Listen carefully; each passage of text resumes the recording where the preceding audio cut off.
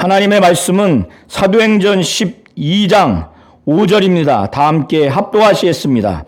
이에 베드로는 옥에 갇혔고 교회는 그를 위하여 간절히 하나님께 기도하더라. 아멘.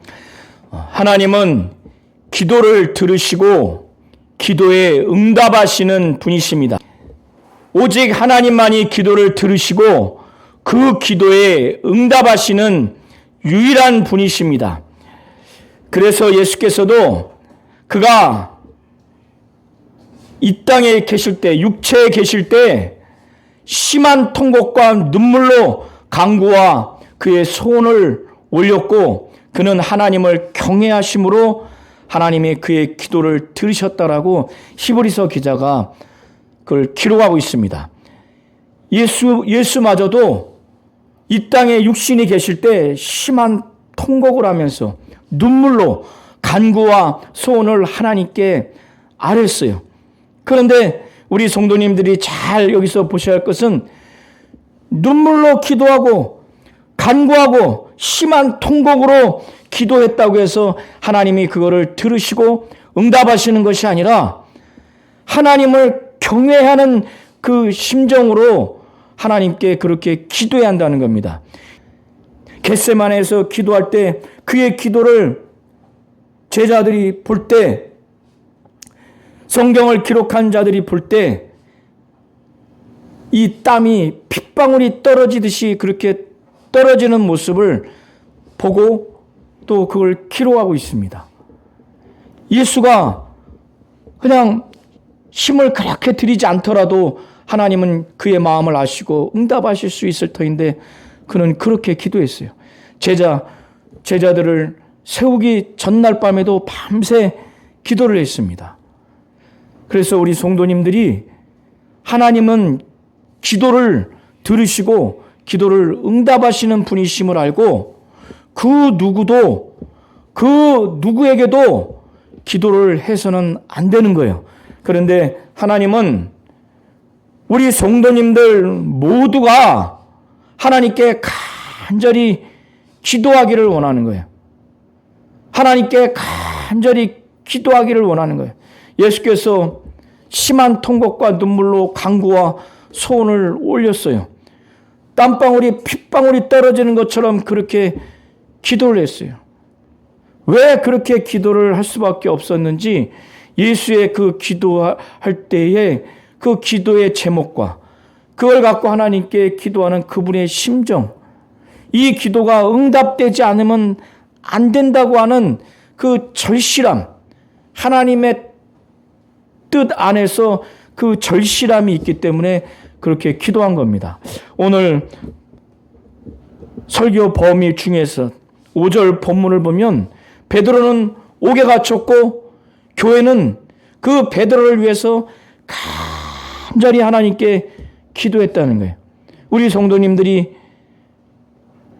상황은 다르고 이유는 다르겠지만 기도가 이런 기도가 되어야 돼요. 그러려면 이렇게 간절할 수밖에 없는 우리 자신과 우리 가정과 우리 교회에 그것이 있어야 되는데 저는 이 세상에서 먹고 사는 문제가 때로는 이런 기도를 만들기도 합니다. 그런 기도도 필요합니다. 그런데 본질적으로 궁극적으로 하나님의 뜻을 위해서 하나님의 나라를 위해서 교회를 위해서 이렇게 간절함을 갖고 기도를 할 수 있도록 우리 성도님들 개인뿐만 아니라 가정과 이 교회가 변화되시기를 예수의 이름으로 축원합니다. 자, 11장 27절부터 3절을 보시면은 안디옥 교회에 바나바가 목회를 하다가 혼자 할 수 없을 만큼 부흥돼서 다소에 있는 바울이라고 하는 사울을 데리고 왔어요. 그런데 하나님께서 1년 동안 그 두 지도자를 통해서 하나님의 말씀을 그들에게 막 가르쳐서 그들이 영적으로 성장을 했습니다. 그때 이제 영적으로 성장하고 성숙한 그때 1년이 지난 다음에 예루살렘에서 하나님이 선지자들을 안디옥에 보내고 그 선지자 중에서 아가보라고 하는 사람에게 하나님이 성령으로 예언하도록 그렇게 하셔서 그가 갑자기 일어나서 성령으로 로마 세계 천하에 큰 흉년이 될 것이라고 그렇게 예언을 했는데 글라우디오 그 황제 때 이 큰 흉년이 일어났습니다.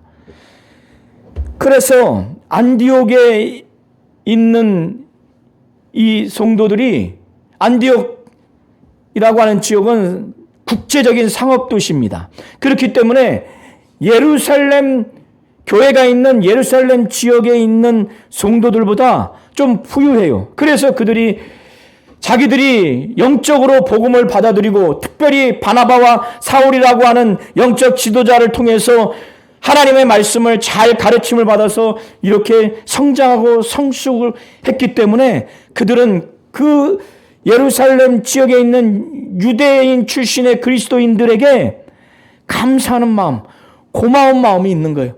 영적으로 복음으로 이렇게 받아들여서 자기들이 구원받고 은혜받고 그래서 만족하면서 살았기에 자기들이 빚진 자다. 그러니 자기들이 좀 더 여유로운 이 형편 가운데 그 가난한 예루살렘 교회 성도들을 지원해 줘야 되겠다. 도와줘야 되겠다. 작정을 하고 그걸 실행합니다. 누가 지시한 것도 아니에요. 교회에서 명령한 것도 아닌데 모두가 그런 마음을 갖고 그걸 실행하는데 바나바와 바울이 그 사울이 예루살렘으로 가서 장로들에게 그것을 주었어요. 그리고 다시 안디옥 교회로 바나바와 사울이 올 때 요한이라고 하는 마가는 요한의 별칭인데 그를 데리고 왔어요. 그러니까 바울과 바나바가 예루살렘 교회의 성도들이 가난해가지고 그 성도들이 십시일반 모은 그 재물을 가지고 예루살렘에 도착을 해서 장로들에게 전달을 해주고 다시 안디옥으로 돌아올 이 기간 동안에 예루살렘의 교회에 또다시 박해가 일어난 것을 12장 1절부터 25절까지 다루고 있습니다. 자, 여기서 우리 성도님들이 사도행전의 사복음서하고 사도행전까지 보면 헤롯 왕이 세 인물이 등장하는데 다 다릅니다. 예수님께서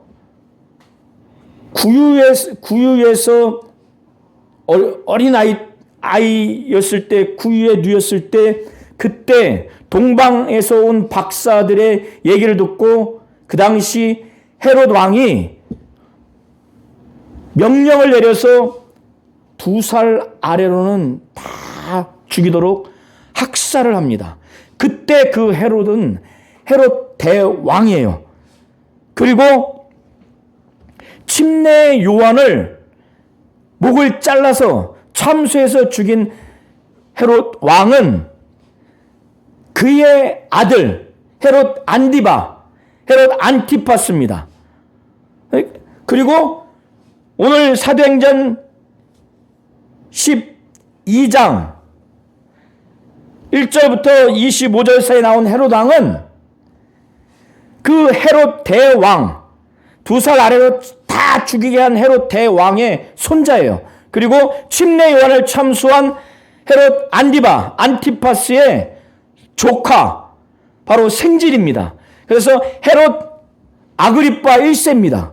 그리고 나중에 사도 바울을 신문할 때 그때 헤롯은 헤롯 아그리파 2세예요. 그러니까 지금 헤롯 아그리파 1세의 아들이에요. 그래서 헤롯 왕이라고 했을 때 지금 사도행전까지 사복음서를 포함해서 4명의 헤롯 왕이 등장합니다. 이걸 잘 이해하셔야 돼요. 그런데 이 헤롯 왕가는 유대인이긴 하지만 유대인들에게 정통성을 인정받지 못하는 에돔 자손이에요.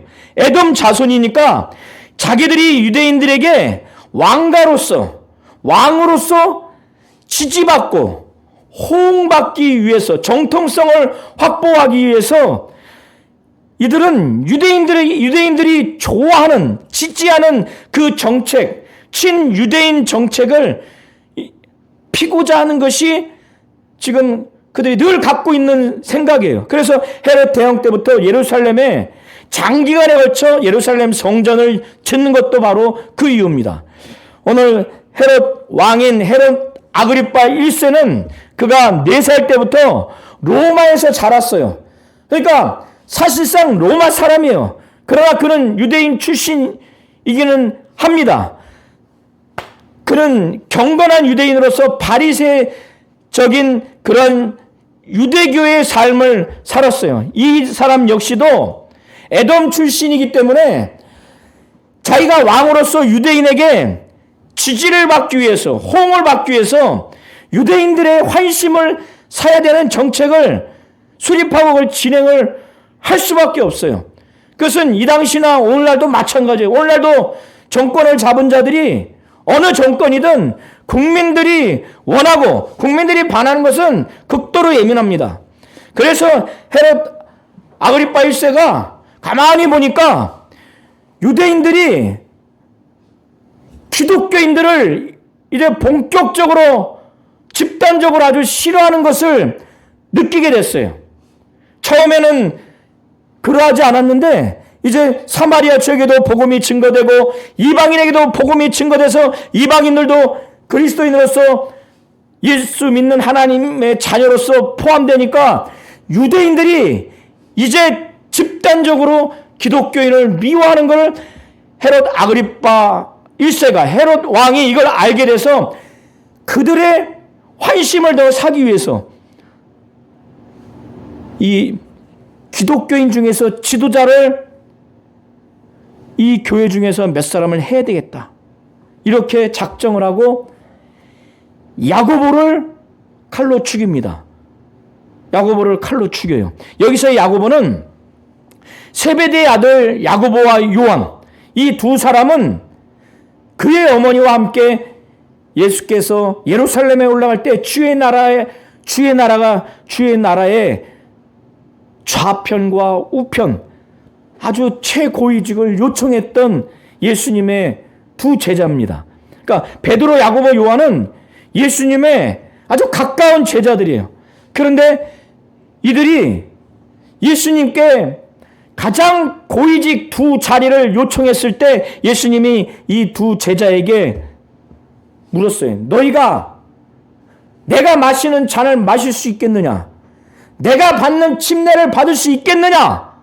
이 의미는 뭐냐면 예수가 당하는 죽음을, 너희가 그런 죽음을 맞을 수 있겠느냐, 이 질문이거든요.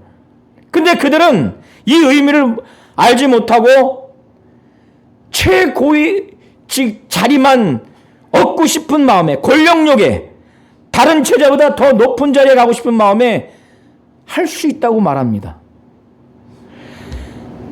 그 중에 한 제자인 요한의 형제 야고보가 칼로 죽임을 당해요. 그러니까 유대인들이 기독교인들을 미워한다고 그랬죠. 그러면 미워하는 기독교인들을 해를 가하면 돼요. 그 중에 지도자를 죽이면 이 헤롯 왕은 정말 이 유대인들에게 지지를 얻는 겁니다. 가만히 보니까 야고보를 죽이고 나서 보니까 유대인들이 기뻐하는 것을 보게 됐어요. 그래서 한 사람을 더 죽이고자 누구를 잡았는가? 베드로를 잡았습니다. 베드로를 잡았는데 그때가 무교절 기간이에요. 우리 성도님들이 사복음서 설교 중에서 요한복음 설교를 읽어보시면 제가 유월절 무교절에 대해서 자세히 설명을 했습니다. 유월절은 유대인의 그 원력으로 니산월 14일이 유월절입니다. 그래서 그 다음 날부터 무교절이 시작되는데 일주일이에요. 그래서 니산월 21일까지가 무교절 기간이에요. 그런데 이 기간 동안에 유대인들은 극형을 처하는 것을 부정하게 여깁니다. 그러니까 베드로를 이 기간 동안에 죽이는 것은 부정하게 여기는 것을 알기 때문에 이 기간 동안에 처형하지 않고 옥에 갇히게 하는데, 사도행전 5장에 보면은 우리 성도님들 기억하실지 모르겠지만은 베드로가 한 번 옥에 갇혀서 천사에 의해서 풀려난 적이 있어요. 그래서 그런지 이 헤롯 왕은 군사를 4인 1조로 4개조, 4패를 편성해서 옥문을 지킵니다. 그래서 두 사람은 쇠사슬을 군인이 좌우편에 있으면서 군인 이 몸에 감고 이 베드로의 왼손에 감기고, 오른편에 있는 군사는 자기 몸에 또 쇠사슬을 두르고 베드로의 오른편에 쇠사슬을 묶습니다. 이게 로마에서 죄인을 간수하는 그 방법이에요. 그리고 옥 밖에서는 2명이 거기서 보초를 씁니다. 이것이 4인 1조로 14명이에요. 4인 1조로 4개조 16명으로 이렇게 아주 철통같이 지켜서 도무지 도망갈 수 있을 것이라고는 상상도 못하는 겁니다. 이때 교회는 어떻게 됐는가? 지금 얼마 전에 야고보가 참수를 당했어요. 죽임을 당했습니다. 베드로, 야고보, 요한은 예수님이 가까이 한 제자들입니다. 그 중에 수제자는 베드로예요. 야, 그러면 베드로까지 끌려가면 지금 어떻게 될 것인가? 제가 만약에 정권에 의해서 감옥에 갇혀서 목회를 못하게 되고 이제 내일이면 제가 참수된다고 생각하면은 우리 성도님들이 잠이 오시겠습니까? 교회가 일단 문 닫게 생겼는데 지금 앞서 벌써 야고보가 그렇게 죽었어요. 그러니까 온 교회는 베드로가 이 상태에서 이제 죽을 위험에 처해 있으니까 온 교회가 간절하게 하나님께 기도하는 거예요. 이 영적 지도자의 죽음을 앞두고. 그런데 베드로는 이상하리만큼 옷도 벗고 신발도 벗고 아주 편안히 잠을 잡니다. 본인은 오늘 제3자가 볼 때 본인은 오늘 밤만 지나면 바로 이제 야고보와 같이 참수를 당할 수밖에 없는 운명인데 잠을 깊이 잠들어요. 베드로 자신도 자신이 참수당할 것을 예상을 하고 옥에 들어갔어요.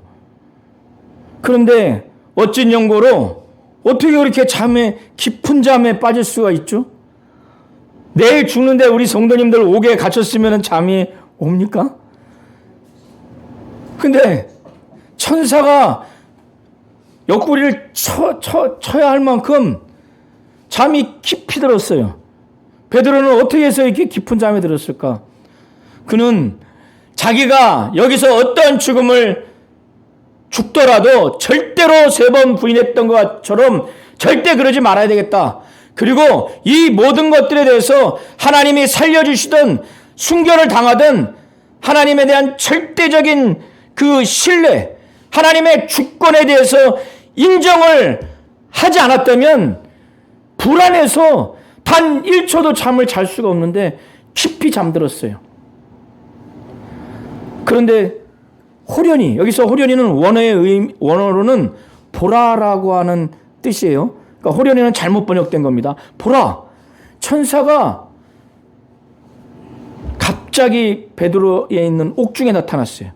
천사는 우리와 다르기 때문에 천사가 나타났을 때 천사로 인해서 그 옥중에 빛이 쫙 비춰졌어요. 그때 베드로가 깊이 잠들었기 때문에 옆구리를 쳤어요. 발로 쳤는지 손으로 쳤는지 뭐냐면 쳐서 깼어요. 깨서 급히 일어나라. 이 하나님이 천사를 통해서 그 감옥에서 나와서 하나님은 이 베드로를 순교하게 하지 않고 이 베드로를 통해서 더 복음의 사역을 증거하기 위해서 베드로 자신뿐만 아니라 온 교회에 이 사실을 알리도록 하나님은 그렇게 하셨을 겁니다. 그래서 나오게 하기 위해서 일단은 발로 찼는지 주먹으로 쳤는지 옆구리를 빡 쳤어요. 깜짝 놀랐겠죠. 그래서 눈을 떴겠죠. 천사가 급히 일어나라. 그래서 일어났는데 옷을 걸치지 않은 것 같아요. 그러니까 어떻게 보면 하나님께 다 맡기고 다가오는 시간을 맞아들인 겁니다. 우리에게도 이것이 필요합니다. 사실 이러기가 쉽지 않습니다. 목숨이 지금 바로 앗아갈 수 있는 그런 상황이 아닌 상황에도 우리는 이렇게 하기가 쉽지 않아요. 하나님을 절대적으로 의지하고 하나님이 살리든 순교를 하게 하든 하나님의 절대 주권에 대해서 신뢰했기 때문에 이게 가능한 거예요. 베드로는 이제 천사의 명령에 의해서 띠를 띠라. 유대인의 옷은 허리띠를 띠어야 돼요. 띠고 신을 신어라. 신을 신었습니다. 하라는 대로 다 했어요. 그리고 겉옷을 입고 나를 따라와라. 그래서 천사를 따라갔는데 파수꾼들이 이 보초병들이 전혀 이 천사와 베드로의 이동을 인식하지 못합니다. 잠을 자게 했는지 눈을 가렸는지는 알지 못하지만은 제1파수 바로 초소를 지납니다. 제2 파수도 지납니다. 그때까지 베드로는 이게 생시인가? 전혀 이건 생시가 아닌가라고 생각하고 환상인가 보다. 이제 시내로 들어가는 철문이 자동으로 열리는 것을 경험하고 천사가 거리 중에서 한 블록을 데리고 갑니다. 그때 천사는 자기가 하나님으로부터 받은 그 명령 따라 베드로를 옥에서 데리고 와라고 하는 그 명령을 다 수행했기 때문에 더 이상 베드로와 함께 있을 이유가 없죠. 그래서 한 거리를 지나서 천사는 바로 떠나버리고 그때 베드로가 이제 정신이 바짝 들었어요. 아, 이게 꿈도 아니고 환상도 아니구나. 아, 이제야 참으로 하나님께서 천사를 통해서 헤롯의 손과 또 유대인들의 기대에서 벗어나도록 이렇게 하셨구나. 유대인들은 야고보와 같이 이 베드로가 죽기를 그렇게 기대했어요. 그런데 하나님이 이렇게 하셨구나. 천사를 통해서. 그래서 베드로는 하나님이 하신 것을 이제 깨닫고 그가 아무도 만나는 것이 아니라 자기를 통해서 하나님이 하신 일, 천사를 통해서 하신 일을 교회에 알릴 필요가 있기 때문에 그가 그 여러 교회 중에서 이 당시 초대교회는 오늘날 같이 몇백 명, 몇천 명, 몇만 명이 들어가는 이 교회가 아니고요. 가정 단위의 교회입니다. 그런데 가정 중에서 좀 사람이 많이 들어갈 수 있는 그 집이 있어요. 그게 뭐냐면 마가라고 하는 요한의 어머니 마리아의 집이에요. 여기에는 여러 명이 이 시간까지 기도하고 있었어요. 여기서의 여러 사람이라고 하는 것은 원문에는 수만은이에요. 그러니까 몇 사람 모인 게 아니에요. 자, 이들은 베드로가 이렇게 깊은 밤 내지는 새벽에 나올 때까지 기도한 거예요. 그때 베드로는 자기가 이 마리아의 집에서 모여있는 그들에게 가서 자기가 어떻게 옥에서 나오게 됐는가를 말해야 되겠다. 그것은 이제 베드로는 하나님이 자기를 살려주신 것은 아마 이방인의 그 복음 사역을 위해서 이렇게 하라고 하시는가 보다 아마 깨달았을 거예요. 그래서 그 마리아의 집에 가서 막 대문을 동동동동동 막 두드렸어요. 두드렸는데 거기에 어린아이, 로데라고 하는 어린아이가 막 두드리니까. 그런데 이 집에 베드로가 그 전에도 들어가서 설교를 했든지 기도회를 인도했든지 그랬던가 봐요. 그러니까 이 로데라고 하는 어린 여자아이가 베드로의 음성을 알아들어요. 너무너무 기쁘니까 대문을 열어줘야 되는데 대문을 열어줄 생각을 안 하고 너무 기쁘니까 기도하는 그 곳에 들어가서 지금 베드로가 문 밖에 와 있다.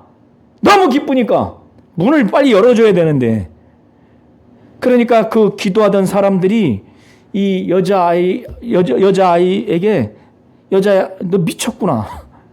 그러니까 이들은 베드로를 위해서 기도는 했어요. 어떤 기도를 했는지는 몰라요. 훈방 조치되게 해주세요. 아니면 정말 어떤 처형을 면하게 해주세요. 어떤 기도를 했는지 몰라요.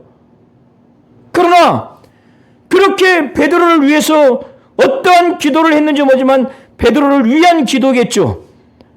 그런데 그 기도한 바대로 지금 이루어졌는데 믿지가 않습니다. 오히려 여자아이를 너 미쳤구나. 근데 이 여자아이가 너무 분명하잖아요. 아이 지금 문 밖에 베드로가 지금 있어요. 참말입니다. 참말입니다. 이렇게 말을 하니까 그때서야 일부의 사람인 것 같아요. 그러면 그것은 베드로의 천사다. 그러니까 유대인들은 왜 이런 말을 하냐면은 유대인들은 각각 사람마다 자기를 지켜주고 자기를 도와주는 수호 천사가 있다고 이렇게 믿어왔어요. 그래서 이 로데라고 하는 여자아이가 지금 대문 밖에 베드로가 서 있다. 그러면 이거 참말이다.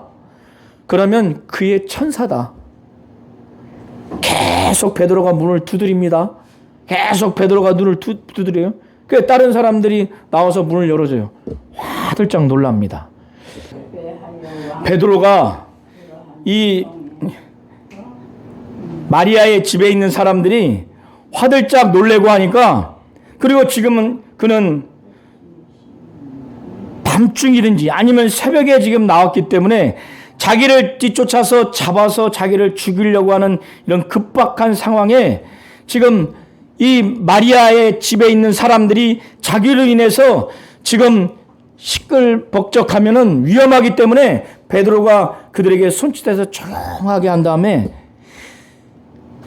주께서 자기를 옥에서 어떻게 이끌었는지 나오게 했는지에 대해서 그들에게 말하고, 이제 베드로는 지금 이 예루살렘 지역에 유대 지역에 머물러 있으면 잡혀서 자기는 죽음을 당하기 때문에 떠날 것을 예견하고, 베드로가 이 예루살렘 지역 유대 지역을 떠나면 이 예루살렘 교회의 지도자가 당연히 세워져야 되지 않습니까? 그걸 염두에서인지 베드로는 야고보와 그 형제들에게 베드로 자신이 어떻게 주께서 옥에서 나오게 했는가 그들에게 전합니다. 자, 베드로는 이거를 얘기 안 할래 안 할 수 없었을 겁니다. 왜? 하나님께서 주 예수께서 자기를 통해서 어떻게 역사하셨는가에 대한 이 경험적인 사실은 남아있는 야고보와 그 형제들, 예루살렘의 지도자들 뿐만 아니라 여기에 있는 모든 성도들이 이제 핍박이 막 임했을 때 이들이 하나님의 그 도움, 하나님을 절대적으로 의지하고 하나님의 주권을 의지하는 데 있어서 매우 필요했을 겁니다.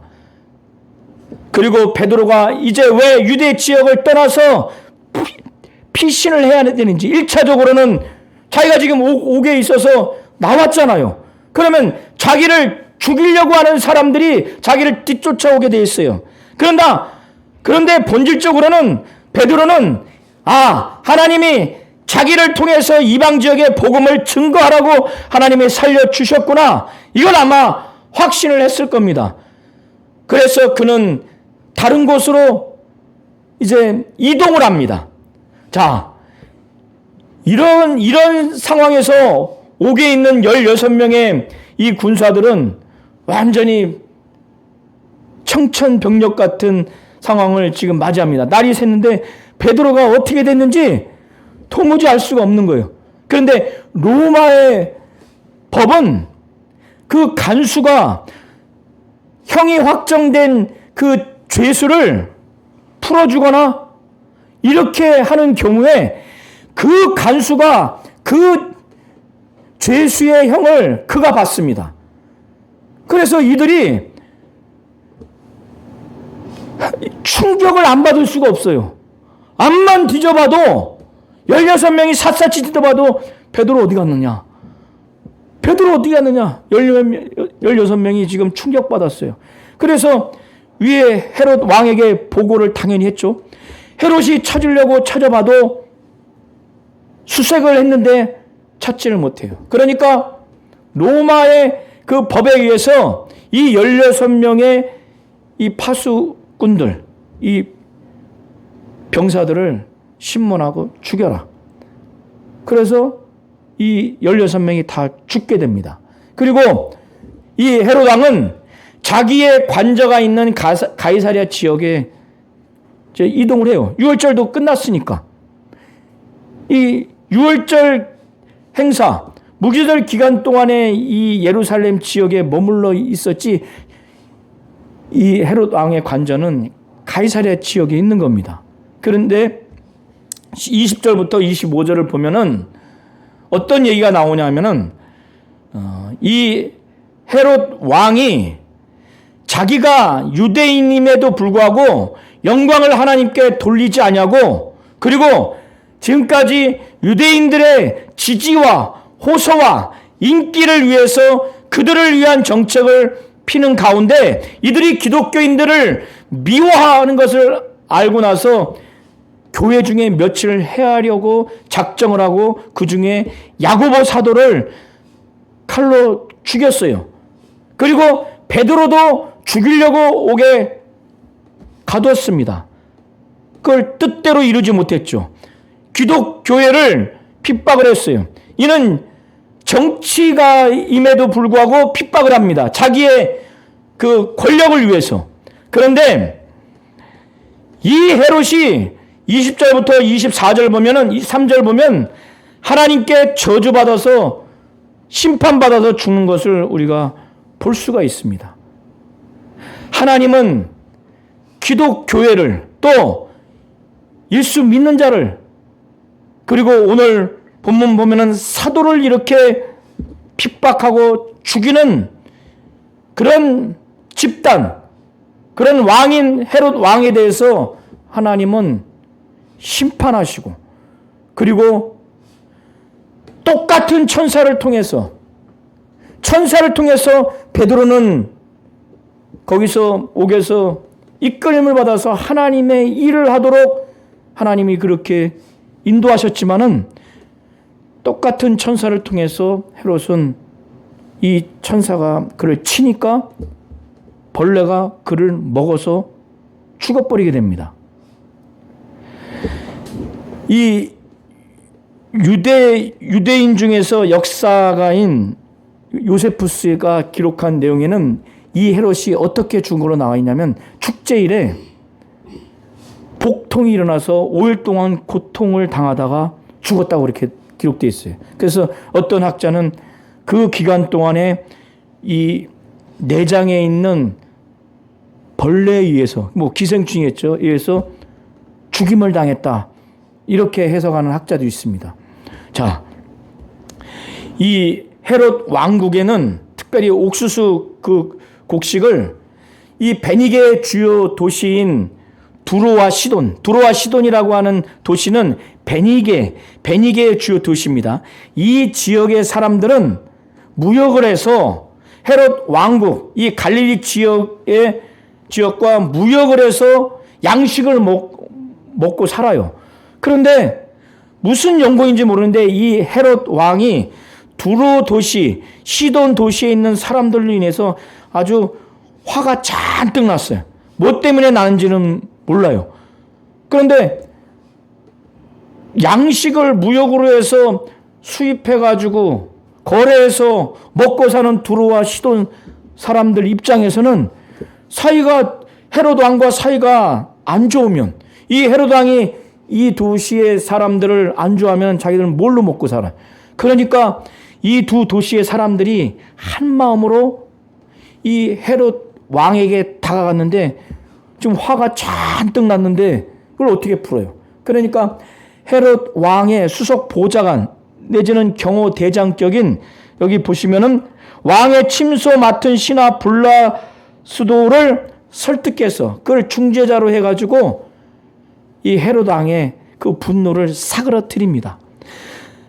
그래서 그 합의를 도출을 해요.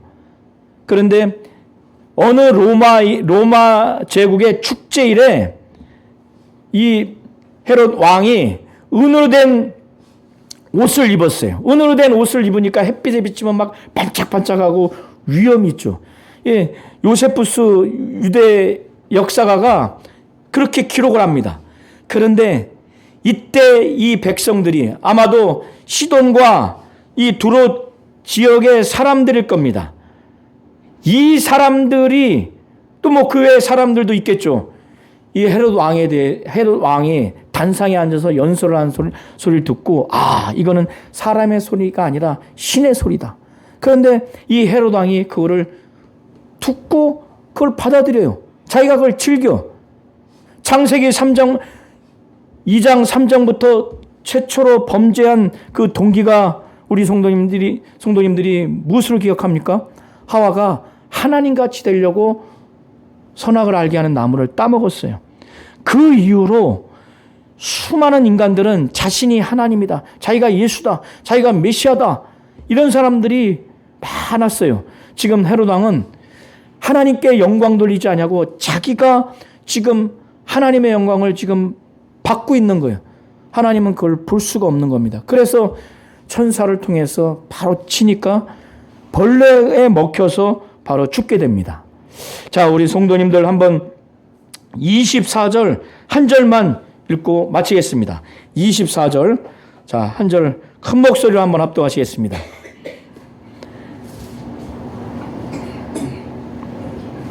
자, 큰 목소리로 시작. 하나님의 말씀은 흥하여 더하더라. 아멘. 자, 이렇게 예루살렘에 있는 교회가 계속 핍박을 당해왔습니다. 야고보 사도가 순결당했어요. 베드로도 옥에 2번이나 갇혔습니다. 스데반이 순결을 당했어요. 이렇게 유대 종교 지도자들과 이렇게 헤롯 왕처럼 정치 지도자들이 기독교회에 또 영적 지도자들 이렇게 박해하고 죽이기까지 했지만 기독교회는 말살되지 않습니다. 오히려 하나님의 말씀, 복음은 막히지 않냐고 더 흥왕한다는 것을 우리 성도님들이 잘 보시길 바랍니다. 하나님의 말씀은 흥왕하다고 하는 것은 하나님의 말씀이 영향력 있게 계속 전파된다는 거예요. 계속. 오늘날 북한에서 예수 믿으면 죽입니다. 중국에서도 죽여요. 이 두 공산주의 국가는 기독교회를 인정하지 않습니다. 형식적인 교회만 있을 뿐이에요. 그러나 이 기독교의 역사를 볼 때 초대교회부터 지금까지 기독교를 그렇게 학살하고 박해했지만 교회는 더 부흥되고 믿는 자는 더 많이 나온다는 사실, 오늘 24절이 그러한 핵심을 보여주고 있습니다. 하나님의 말씀은 흥왕하여, 이렇게 핍박을 받는데도 하나님의 말씀은 영향력 있게 계속 나에서 막 전파돼서 하나님의 말씀은 흥왕하여 더하더라. 여기서 더하다고 하는 것은 새신자가, 믿는 자가 더한다는 거예요. 우리 성도님은 오늘 이 12장 전체를 통해서 하나님만이 기도를 들으시고 하나님만이 기도를 응답하신다는 이 사실을 분명히 아시고, 특별히 이 예루살렘에 있는 가정 단위로 이루어진 교회가 그가 풀려나서 나오기까지 밤이 맞도록 간절하게 이 베드로를 위해서 기도하는 교회의 모습, 간절히 하나님께 기도하는 교회의 모습을 보시면서 우리 성도님들이 먹고 사는 것도 기도해야 돼요. 저는 그걸 무시하지 않습니다. 그것도 기도하시되 보다 본질적으로 보다 중요한 것은 정말 교회를 위해서, 복음을 위해서, 또 교회 영적 지도자를 위해서, 그걸 위해서 간절히 기도하시기 바랍니다. 이 나라를 위해서, 이 나라의 교회를 위해서 기도하시기 바랍니다. 정말 하나님은 기도를 들으시고 기도를 응답하시는 분이시고, 그러하기에 예수와 같이 그렇게 기도하기를 원하는 거예요. 그가 육체에 계실 때 심한 통곡과 눈물로 간구와 소원을 올렸고, 하나님을 경외하심으로 하나님이 그 기도를 들으신 겁니다. 우리 성도님들도 간절하게 하나님께 기도하는 우리 개인이요, 가정이요, 교회를 만드시기를 예수의 이름으로 축원합니다.